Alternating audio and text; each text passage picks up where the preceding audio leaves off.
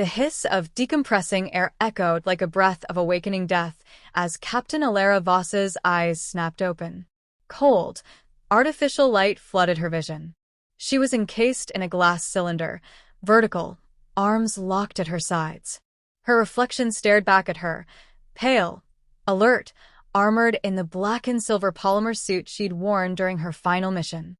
Her head ached with fragments of memory, alarms blaring, a burst of white light, the crackle of her comm unit before silence devoured it.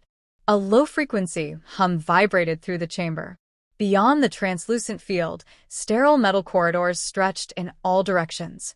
Alara's breath misted against the glass. The air inside her prison was breathable, recycled, tinged faintly with ozone. She tried to move, but resistance pushed back, an electromagnetic barrier, not visible, but unmistakable to her augmented nerves. She wasn't merely contained. She was studied. Across from her, another pod held a humanoid skeleton suspended in stasis. Bone white, unnaturally elongated. Not human. Another pod was empty, its interior smeared with something dark and viscous. The rest were sealed tight, shapes distorted inside. Some humanoid, others grotesque parodies of life. The room smelled of metal and antiseptic despair. Then came the movement. A figure emerged from the shadows. Tall, sinewy, and alien. Its skin shimmered in hues of seafoam green, and its limbs moved with fluid precision. Its elongated skull and black, unblinking eyes marked it unmistakably as extraterrestrial, but what struck Alara most was the confidence in its posture, like a predator inspecting prey it no longer feared. It wore an armor plate vest, marked with glyphs that shifted faintly, as if resisting translation. "Specimen awake," it said, in a voice synthesized through a device on its chest. The translation was crude but intelligible. Alara didn't respond. Her instincts urged silence. Observation was a weapon too. The alien moved closer, placing a webbed hand on the glass. Its fingers tapped in a rhythm, perhaps a command. A pulse shot through the cylinder. Alara flinched, but nothing happened. Cognitive functions restored. Primitive interface adapting. It continued. She met its gaze. "You can talk," she said coldly. "You were not expected to recover consciousness so soon. Your biology exceeds projections." "I've been told I'm full of surprises." The alien tilted its head. "You are Alara Voss. Captain. Earth Defense Protocol 37 Black. Combat rating. Enhanced. Status. Extinct." A chill ran down her spine. "Extinct," she echoed. The alien gestured to a projection that appeared beside her pod. A holographic feed displayed Earth, scarred, atmospheric anomalies spinning like smoke across continents. Explosions blinked in clusters. Orbital debris circled like vultures. Alara's throat tightened, but she said nothing. She knew war. She also knew propaganda. "I don't buy it," she said. "You'd be dissecting me, not talking if you truly believed I'm the last." The alien's expression didn't change, but its voice lowered. "You misunderstand. We dissect failures. You are promising." The phrase felt too calm, too calculated. Alara's muscles tensed subtly, just enough to test her restraints. Still bound, but her body's biofeedback loops were warming. She had hours left in her augment systems before shutdown. She'd need them. "What do you want from me?" "Not want. Observe. Study your final cognition before neural decay." "Pity," Alara replied, smiling just enough to be noticed. "I was hoping for a real conversation." It stepped back, seemingly satisfied. "You will be preserved. Humanity will not." The chamber dimmed as the alien retreated down the corridor, leaving her bathed in sterile blue. Her heartbeat was steady now. The panic had passed. She closed her eyes and replayed her last transmission, encoded, launched through the emergency warp buoy embedded in her flight suit's collar. They'd traced the signal, captured her, but not before it went out. She had seen the coordinates lock. They thought she was alone. Earth was already on the way.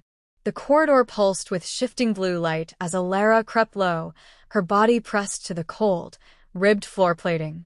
The hiss of cycling vents masked the faint hum of her movements. The containment pod's shutdown sequence had bought her less than 3 minutes of darkness, just enough to slip free and disappear into the heart of the alien vessel.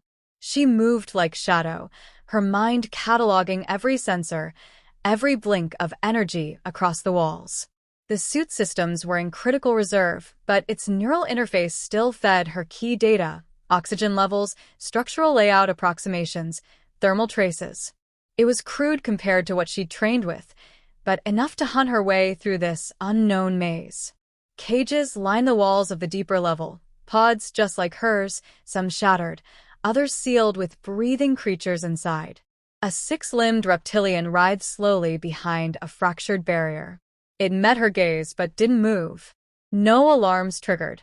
Either it recognized her, or it no longer cared.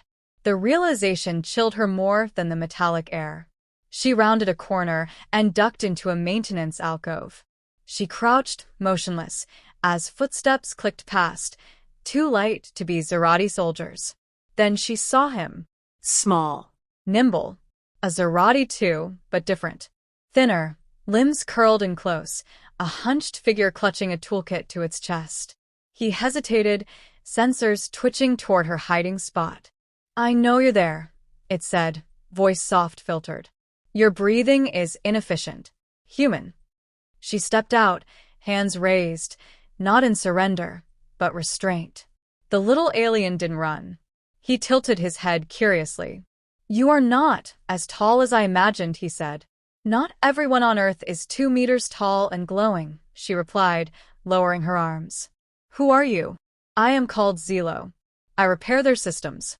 You are not permitted here." "Neither are you," she said, nodding to the modified access tool in his hand. "That's not standard issue." His eyes blinked in overlapping lids. "I am curious. Their systems designed for conquest are inefficient, like your breathing." Despite herself, Alara smiled. "So, you're the rebel engineer type." "I fix what breaks. I do not break what functions." "And me." He hesitated, then stepped closer. "You are a contradiction. They claim your species collapsed, but you are alive, alert, dangerous. I'm also out of time. Your people lied. Earth isn't dead. They stalled the truth because they're scared. They fear uncontrolled emergence. Humanity evolves too fast. You do not wait. You do not adapt, you transform." "That's survival," she said. "Something you'd understand if you weren't hiding under the boots of monsters." Zelo's fingers twitched, conflicted. "I do not condone extermination. But I am not a warrior." "I don't need a warrior," Alara said, stepping in. "I need access. Internal schematics, location of command, and a power bypass for a short-range transmitter." "You wish to call your kind?" "No," she said, eyes narrowing. "I already did. I want to open the door when they knock." He studied her, then slowly reached into his pouch and handed over a flat disk, shimmering with alien code. "This opens secondary bulkheads. Temporary. Silent. Not a weapon. It's perfect." She turned to leave, but he spoke again. "They are watching you. Always. They want to know what you do when you believe you are free." She paused. "Then let them watch. Just make sure they can't stop me." She vanished back into the corridor. The alien ship was a labyrinth of wrong geometry, corridors folding into spaces too large for their dimensions, gravity bending sideways at turns. Alara moved carefully, using the disk to slip through sealed maintenance hatches and into the deeper heart of the ship. There, she found it. A chamber pulsing with energy, ringed in data columns, alien minds stored like software, humming in stasis. But one tower flickered violently. Alara stepped forward, interfacing the tool Zelo gave her into a feed port. A flood of data surged through her HUD, communications, fleet deployments, timelines. She filtered fast. Then she saw it. Her signal. Her distress call. It had been intercepted, delayed, buried beneath decoy bursts, but not destroyed. Earth had received it. A response fleet had launched within the hour. She exhaled sharply, the relief almost staggering. She wasn't just a prisoner. She was the distraction. But then motion. The central dais lit up. A figure descended. Trex. Curious, he said, folding his arms behind his back. Even cornered animals scratch at the walls. Alara didn't move. Your surveillance is sloppy. Not surveillance, he said, stepping closer. A test. You are the final question. How does your kind respond when annihilation is certain? And you weaponize hope. He reached toward the console. Alara surged forward. They collided hard, her shoulder into his chest plate. He staggered. She slid the disc into a side port, triggered a pulse. Lights blazed red. You've compromised nothing, he snarled. I didn't have to, she said, backing away. I just needed a signal burst. You blocked my first message, but you didn't block the echo. From the columns above, a rhythmic hum began. The stasis towers overloaded. Power cycles twisted violently. You lose control, Trex. That's what you never understood about humans. You try to study us like patterns in a cage. She turned and ran as the chamber erupted behind her. The ship howled. And far, far above, approaching fast, the stars answered back. The first tremor hit like a silent thunderclap, barely audible, but deep enough to rattle Alara's bones. The alien corridor flexed, and the luminescent panels dimmed as power rerouted across the hull. Above her, the ship groaned like something alive and suddenly afraid. She pressed her back against a support strut, hand on the wall, feeling the distant rhythm of weapons discharge. Precise, calculated. Not internal, not random. Earth had arrived. She closed her eyes for half a breath, forcing her pulse to slow. Focus. Movement surged around her, Zerati guards flooding the central arteries of the ship, communicating in rapid pulses of their ancient language. Some ran with purpose, others with confusion. It was working. The ship's chain of command was breaking. A sharp chirp echoed from her shoulder, Zelo's makeshift communicator. Static at first, then his voice. They are distracted. I opened a path. Engineering is compromised, but venting will begin in 3 cycles. You must move now. I'm en route to the launch deck, she replied. Keep your head down. I have no intention of martyrdom. My species is not known for it. A smile flickered across her lips before fading. She sprinted through the dim corridors, boot treads finding silent purchase on the grid floor. Explosions thudded in the distance, far more controlled than she would have expected. The Earth fleet wasn't here to obliterate the ship. They were trying to breach and retrieve. They were trying to rescue her. The hangar came into view in a brilliant splash of white light, but the doors hadn't opened yet. Massive clamps held back the external release, a security override pulsing red. In the middle of the control platform stood Trex, flanked by 2 towering Zerati guards, plasma lances crackling with cold energy. You ran far, he said, voice smoother now, less synthetic. But not far enough. Alara stepped forward, unarmed, but unshaken. Her suit had taken damage during the breach. Power cells were failing, but her mind was clear. She looked past him, to the hangar ceiling, where a circular light throbbed. Earth's ships were aligning above. Her signal had been their beacon. I told you, she said. You never understood us. You think survival is weakness. But it's will. And we don't run. We return. Humanity's defiance is its flaw. We offered mercy. Extinction without agony. You refuse. No, she said. You offered silence. We are noise. Memory. Fire. We never go quietly. Trex gestured. The guards advanced. But before they could strike, the ground beneath them rumbled. A fissure split open along the left wing of the hangar. White vapor hissed outward. From above, a sharp bolt of light cut through the ceiling, an atmospheric breach drill. Earth's fleet had begun burning through. Alara moved. She ducked low, rolled between the advancing guards, and slammed her elbow into a panel near the clamps. It cracked but didn't yield. Trex turned, lunging. She caught a glimpse of his blade before it swiped air where she'd been. Even now, he hissed, you fight to delay. Pointless. I'm not delaying, she snapped. I'm opening the door. Behind her, the override completed. With a thunderous groan, the hangar bay seals disengaged. Air whipped outward in a controlled burst as docking clamps recoiled. And then, through the gap above, a sleek black Earth shuttle dropped in, magnetic tethers anchoring it midair. A voice rang through the comm. Voss, this is Dauntless Command. Confirm identity. Ilara Voss.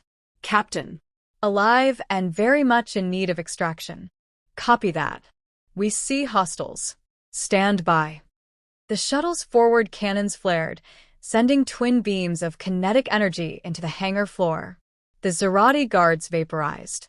Trex staggered backward, shielding himself with a personal barrier. Ilara sprinted across the platform, dove, and caught the shuttle's lowered ramp. As she hauled herself inside, her eyes locked with Trex's one final time. This isn't the end, he growled. No, she agreed. It's the beginning. The shuttle lifted with a roar, its hull searing from residual plasma discharge. Ilara collapsed against the interior bulkhead, lungs heaving, suit torn, blood seeping from a gash at her collarbone. Across from her sat a grizzled officer, his uniform marked with 4 stars and battlefield soot. General Kale, she said, breathless.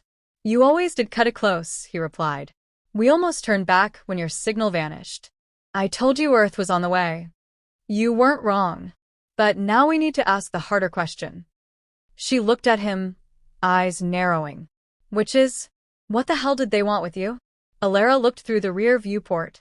The alien cruiser was breaking apart, not exploding, but unfolding, its inner structure dismantling itself like it was hiding something beneath. Whatever the Zerati were after, it wasn't just her. They were afraid of us, she said finally. But not because of what we've done. Kale frowned. Then what? She looked back at him, her voice steady despite the chaos behind them. Because of what we're about to become. And as the stars opened before them, burning bright with the promise of retaliation and reckoning, she leaned back in her seat. The war hadn't ended. It had just been properly introduced.